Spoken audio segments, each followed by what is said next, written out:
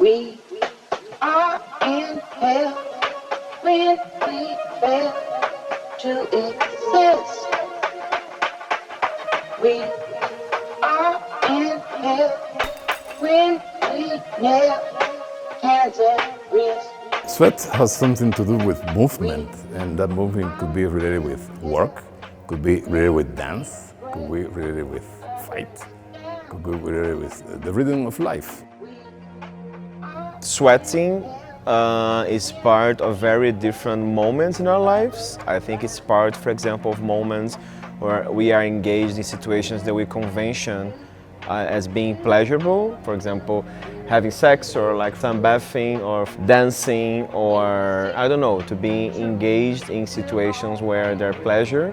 But at the same time, I think that sweating can be related to having fear of something. Also überhaupt der Begriff des Widerstands war natürlich auch für uns ein wichtiger in der Vorbereitung. Zum einen sich Bewegungen wie Black Lives Matter, aber auch schwarzer Feminismus beispielsweise. Wie sieht es aus mit den sozusagen Freiheitsrechten, was Geschlecht und Sexualität betrifft?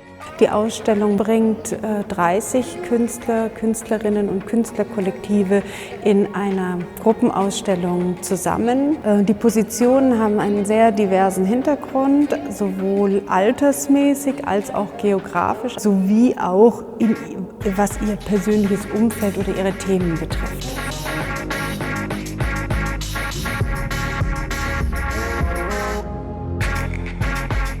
I started two digital archives on Instagram. One is Map Points, and the other one's Veteranas and Rucas. Map Points focuses on the rape culture of Southern California, but through Black and Brown experience. I would say maybe some people call it like marginalized or maybe underrepresented. I call it, it's like a community-generated archive because people submit photographs and then they tell their story or they share like a background story for the photo, right? So let's say if you were to submit a photograph, I would ask you, well, can you tell me more about this photo or just share a memory with us? And when we do that, we almost like humanize the archive or our experiences.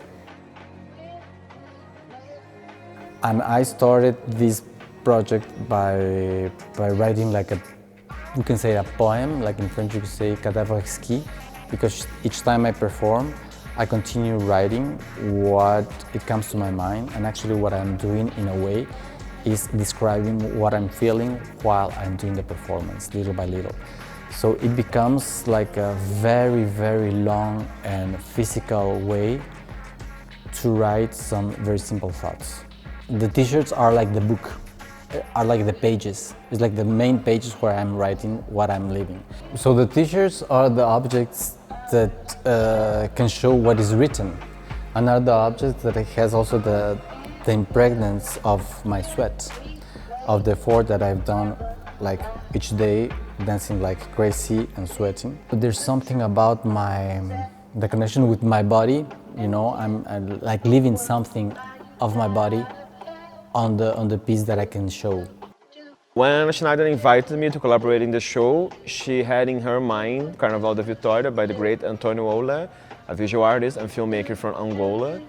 And we thought that perhaps Carnival could be a nice starting point because precisely in this film, people are celebrating the first Carnival after the liberation, after the independence from Portugal. And they're not only celebrating that moment, but the camera follows them and some of them are crying because they feel free after this long period of colonialism. This work brings this, again, this double aspect of the exhibition of how to be engaged in these pleasurable moments can be looked as moments of resistance also.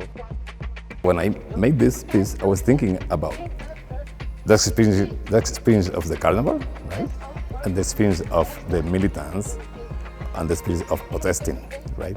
So, conjunto could be a group of people that got together to play music.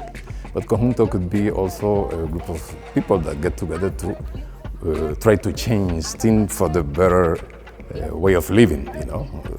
I think that the show also tries to connect pop culture and resistance. Like, for example, this video here, in the background by Jacoby Satterwhite, We Are in Hell When You Hurt Each Other. Jacoby's practice is clearly dialoguing with pop culture and with music video culture and with, how can I call it, like post-internet visual culture, CGI culture also. I mean, these images are generated by computers. And I think it's pretty interesting work how he is able to use not only his mother's voice, but his mother's lyrics, remix it and deliver to the public an environment like this that is partially a dance floor and it's partially a celebration of life and at the same time has a political message behind it. Sharing their insights about the things that's great, planting seeds that's right, makes it all so bright. Birds in paradise.